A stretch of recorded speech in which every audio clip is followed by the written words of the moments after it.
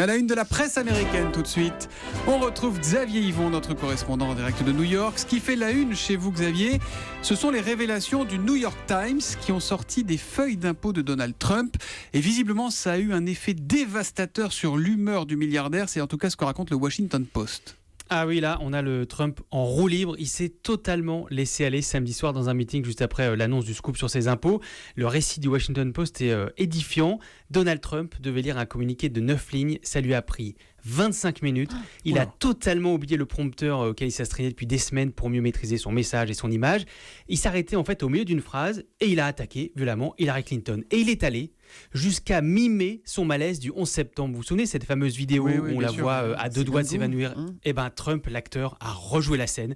Il a imité la démarche chancelante. Il a fait mine de tomber. Comment peut-elle se battre contre Poutine alors qu'elle n'est même pas capable de faire 3 pas pour aller à sa voiture? C'était une grossièreté rare quand même ce qu'il a fait. Et puis c'est pas fini, il a enchaîné. Elle doit être folle, elle devrait être en prison et il a fini en suggérant qu'elle n'était pas fidèle à son mari Bill Clinton.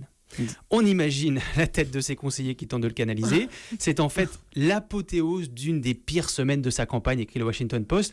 Il a, vous vous en souvenez lundi, perdu largement le débat télé, même s'il le nie. Il a passé les jours suivants à polémiquer avec une ancienne Miss Univers en allant jusqu'à tweeter des insanités sur elle entre 3h et 5h du matin. Dans le même temps, des médias ressortaient son apparition dans un film X des années 80. Alors, il était habillé, je vous rassure, c'était juste de la figuration.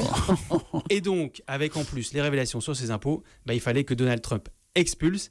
Mais bon, je vous rappelle qu'il a affirmé dans le débat que son meilleur argument, c'était son bon tempérament. Ouais, c'est sûr, mais en tout cas, le prochain débat, c'est le 9 octobre, c'est ça? À mon avis, ça va être tendu, dimanche prochain, le deuxième débat.